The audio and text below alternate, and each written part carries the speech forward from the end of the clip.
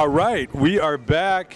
It's the inaugural It's Not Dead Yet festival, and we got Strung out in the house. What's up, Jake? What's up? How you doing? Doing great. Good. Now, I know it was hot out there, but how'd that feel to be a part of this inaugural kickoff? It's so cool, man. What a great show. What an incredible lineup. And we're just so honored to be a part of it. So glad they included us in this. And the show was rad, dude. It's phenomenal. Great turnout. When you heard and read that lineup for the first time, what'd you think? I was like, well, we're going on first, you know? So the fact we didn't actually play first, I was like, that's really cool. But I was just like, this is so cool. It brings me right back to like 97, 98 when we would go out on the Warped Tour, and it was a lot of these bands, you know? These were the headliners of the time. Sure. So, and to see them now still killing it and drawing, I think it's like 20,000 people or something. Nobody phoning it in. Yeah, dude, it just shows everything's as relevant as it used to be. It still means as much to these people. No one's just like, it's not like these bands haven't been touring for 10 years and they're doing it as like a novelty. This is fucking our life. This is what we do. So to see everyone here, to have this support, it just encourages us to just keep going and not stop, you know. Kind of like the Super Bowl of American punk rock here. Dude, I just hope we can do this more. I hope we can take this on the road or something. To take this to other countries or around the country would be, I think there's a lot of people that want to see this, you know. Like, the Warped Tour is still going, but like, you know what's turned into, it's always got to be young bands. It's not skateboarding anymore. It's not like what this was, and obviously it's still a demand. So.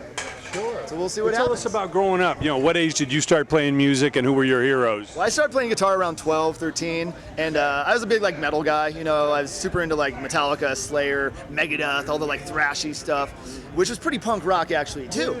But you know, so I just kind of like would jam with friends at school. We'd all go home and just kind of like trade riffs and stuff, and just kind of grew up doing that. And then just ended up meeting the guys in Strung Out back like '92. I was still in high school, and just luckily I was like, I got introduced to him, and I was like, dude, I will take this gig, man. Let me be the second guitar player, right? And they were all a bit older than me. It was kind of like a different thing, but they let me do it, and man, I just can't believe it's been 23 years and I'm still a part of this. Like, so you brought a little of that young metal edge to the band. Well, I definitely did, because that was what I was all about. I also love Descendants. I love, you know, Bad Religion, Misfits. I was really into the more melodic punk stuff, the more progressive punk. But I was like, why can't we fuse this a little more with the thrashy stuff? You know, I mean, that's kind of what like Suicidal Tendencies did. You know, like those Suicidal records were very punk, but very metal. You know, so to me, Suicidal, RKL, bands like that are very much the origins and the blueprint of what Strung Out started as, and still continues to be, honestly. Of course. Yeah. Yeah, no, it's a very thin line between metal and punk in a lot of ways. Yeah, they're like cousins, kind of, you know, that kind of hate each other a little bit.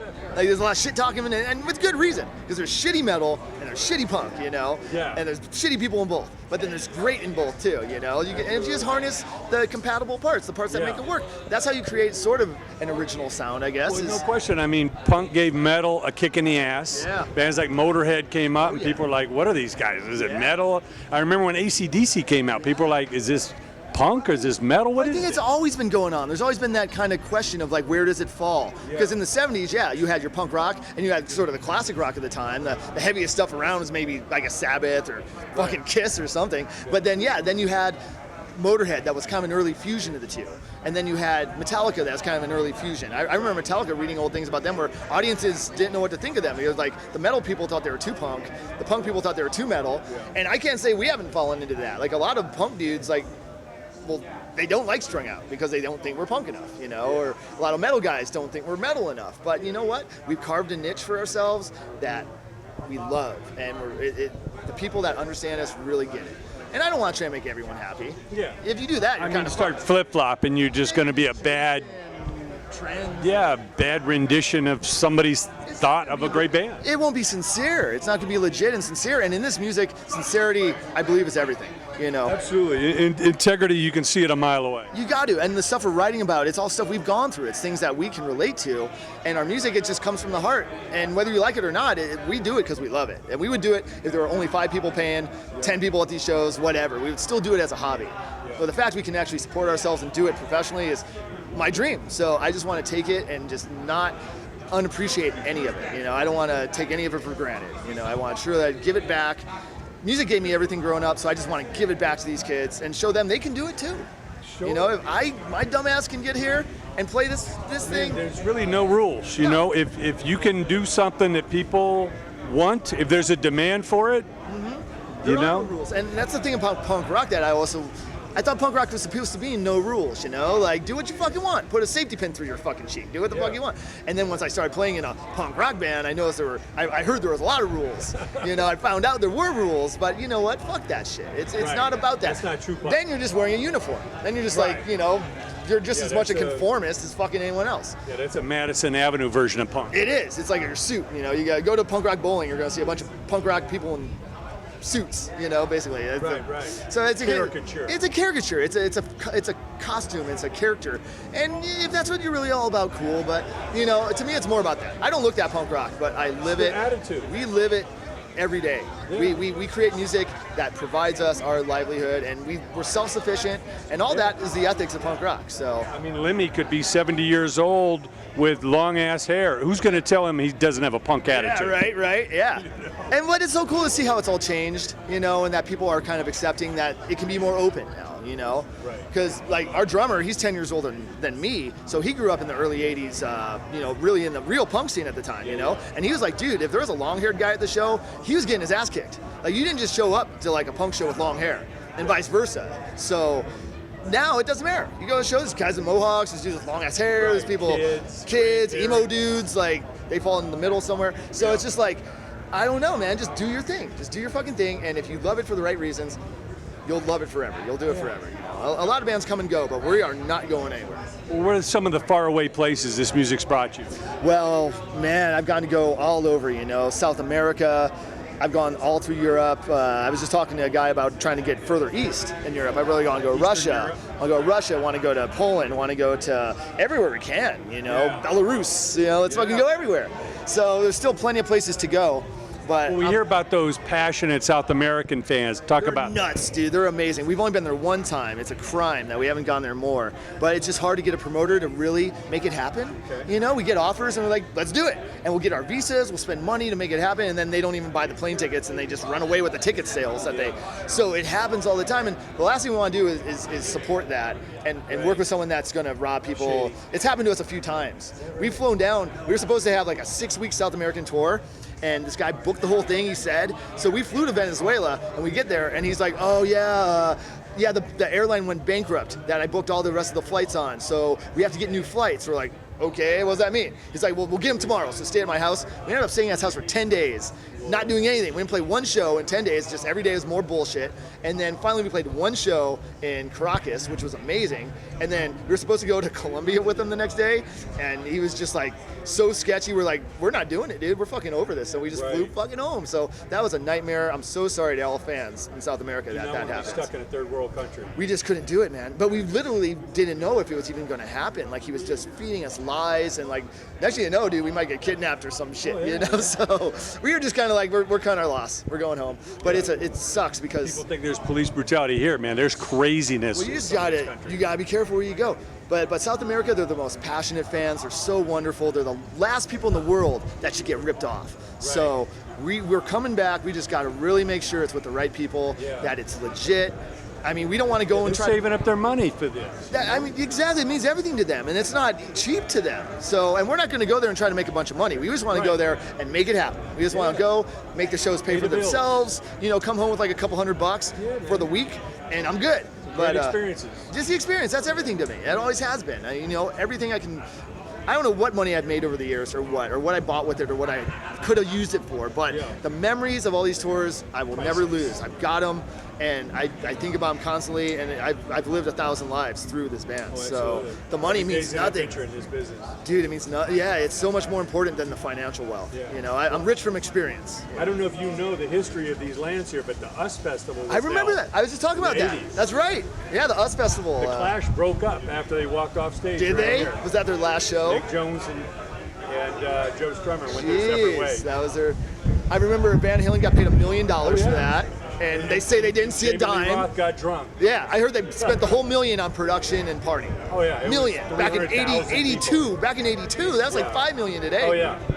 That's insane. That's fucking awesome. One of the reasons why the Clash broke up. Well, because they got paid $500,000. Joe said, "We're not going on stage till you pay us $1 million. We'll give the other half to charity, Oh, but you're not going to pay Van Halen and David Bowie $1 million. More than us. Half. Ain't gonna happen, Mike. Ain't gonna happen. Wow. But I know that happened here. And what hallowed ground, right? Like, what a cool fucking thing. History. I was here. Quiet Riot played, and then they blew up like opened. a couple weeks later. That's right. They were the Quiet first Riot band. opened in Motley Crue, and then that day was And Scorpions, then Quiet Riot Judas ended Priest. up having the biggest record of all those bands within like a couple months after that. The record had just come out. And Yeah. it went to #1 like a month later. Yep. Yes. Oh man, Crazy times.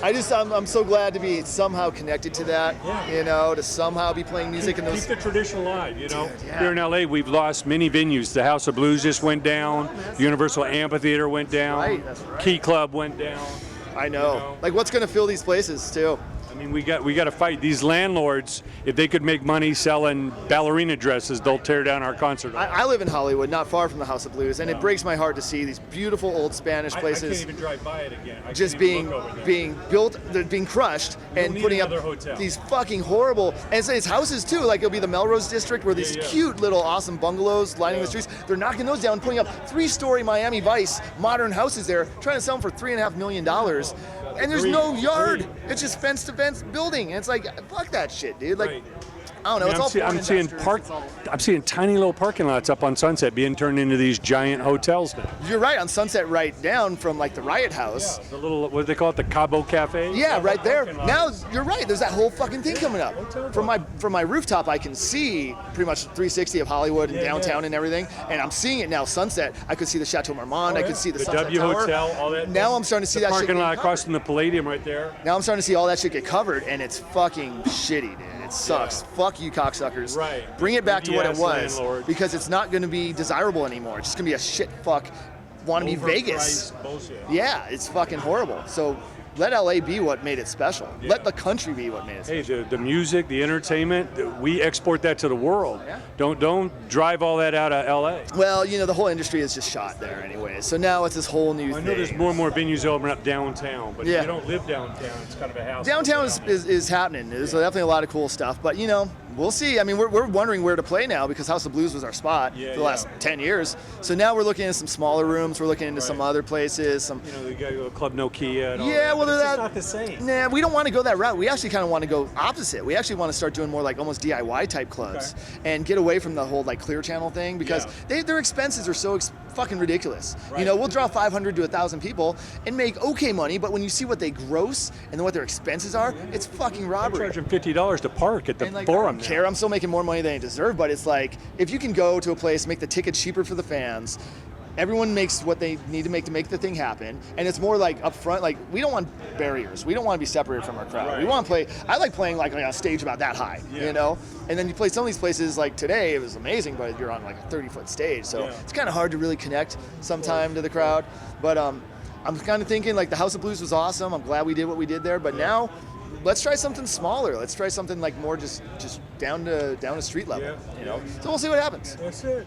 Well, what advice do you give to the young bands? Because we got to keep these next generations interested in music, you know, inspired to do this, man. But the mindset, a lot of these kids in the internet age want instant gratification. I know. What's the reality check you get? Well, you know, I used to always just say, you know, you got to do this for yourself first. You got to, if this means everything to you, if playing music and being a performer and touring, for me, I knew this is what I wanted to do when I was like 14, 15 years old. I'm engineered for it, you know. I grew up loving going to hotel rooms, being on the road. For it. I'm honestly, like a lot of people get really tired of doing it. I can do it as long as they fucking will keep me out there. You're ready to travel. I love it. So I knew that I wanted to do that. So you just got to find a way to make it happen on a level that you're content with, you know, so which we found by working with a good label, with Fat being, you know, independent, but, you know, working with a good team and building ourselves. You got to build it, but you have to give up a lot to do this, okay? You have to give up everything else. You have to commit to this completely. You can't really have time for a relationship. You can't have time for, like, children almost. It's hard. You have to really commit to it to make It's not fair to a kid. If It's you're on the hard. road. It's hard. I see it happen. I don't have children, or really, you know, I have a dog. The guys come Sure home dog. and the kid's grown that they weren't there for. Oh, dude, it'd be gnarly, you know. So I think in this life, children just aren't for me. You know, in this life, I'm committed to this, and I'm so fortunate. I've got this chance to make it happen. So I'm gonna fucking go after it. And like you say, you're engineered for it. I am, dude. But It's you great. know, again, there's no get-rich-quick scheme. There's no, you know, people see the Grammys and they think it's a glamorous life. It's fun to play in front of the crowds, but the rest of it, you gotta work. Going back to your question, it's so instant gratification, like you said, and it's so like if it doesn't happen to them within a week, they're going to go on to something else. Yeah, so I think it's a video game. It almost makes me wonder what is the future of music, because like we kind of got in at the last, like as the door was closing, Right. you know, to where now some people consider us this like whatever, like stalwart band, but for younger bands now, it's hard to get off the ground. It's hard to compete with all this and to make your mark. So I don't know. Like you'll be curious to see like in 20 years from now, is it just going to be full nostalgia where it's all Right. are there going to be new bands touring live? These big bands like AC/DC, they're retiring. I mean, Yeah. Black Sabbath retiring. They're retiring, but what they're also doing is they're franchising their band by getting newer members in. Like Kiss are the kings of doing this. What they're about to be doing. There will be a Kiss with no original. Kiss is going to continue as Kiss with all replacements. You know, and that's their idea. One of the only bands that can do it with the makeup. They can pull it off, and so there will be Kiss in 200 years. You can go see Kiss playing those same fucking songs, and the Simpsons. Be like Barnum and Bailey or the whole Harlem Globetrotters. The Simmons family will be making a cut. Everyone will be making a cut. These guys will be paid guns on stage, playing rock stars. Playing the same tunes. You're who else is it? Foreigner. There's not one original member in Foreigner, and they tour as a licensed Foreigner. So you're going to see more of that. You're going to see more like, you know, one guy gets replaced, another guy gets replaced. Next thing you know, it's all replacements. But honestly, if they sound like the real thing, kids don't know. I guess I would rather see something that sounds just like the real thing than not see it at all. Yeah, if it's from the family tree, the bloodline. It's a weird thing. I don't know where I stand with it, but it's fascinating, right? Like, but you kind of wonder where the next Black Sabbath or Led Zeppelin or AC/DC or Metallica is going to come from. Where will there? How will they ever get to that level? It's not going to happen. There's not going to be that time in history again. That time when you think of the 70s, the 80s, the 90s even, it was such an exciting time. There was so much drive and motivation, and we camped out for tickets. Yeah, the excitement. Camped out for the album at midnight. The excitement around the whole thing was so amazing. Yeah, when a record came out, it was the biggest thing in the world. You camped out. You waited for it. You walked blocks to get it, and then you got it, and you opened it, and you could smell it, and the disc and the vinyl. It was such an amazing spiritual thing that's ingrained those things into all of us. And kids, now it's so instant. I'm guilty of it too. I buy iTunes all the time and, oh cool, heard it now. I don't listen to it again for fucking 8 months, you know? Like, it doesn't mean anything. It's all disposable. So I don't know if you're going to see I don't know if you're going to see it happen again, dude. I don't fucking know. I don't know. You gotta hope. You gotta hope. Dude, you gotta hope, man. I have a lot of hope for some things, you know? Like, I'm very optimistic about, like, where our bands are right now. Like, the punk scene has got this whole revival to it, and the bands from, like, our era, but I just don't have hope in the world for, like, the next 100 years, dude.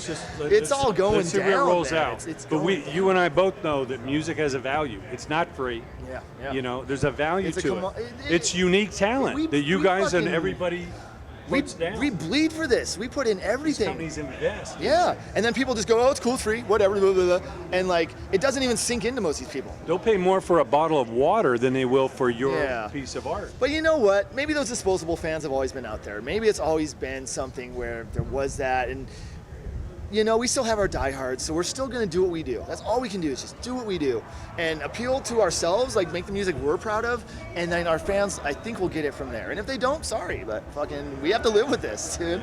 And you know what? I'm so happy with like where it's at. If we just stay at this level forever, I'm fucking good. I'm fucking happy. You're doing your thing, man. You guys had a great set today. Jake, thanks so much for coming out. Appreciate you being a part of the inaugural It's Not Dead Yet festival. I hope this goes on again, man. I'm looking forward to doing it one more time. Definitely, or many more times. So thank you for having me.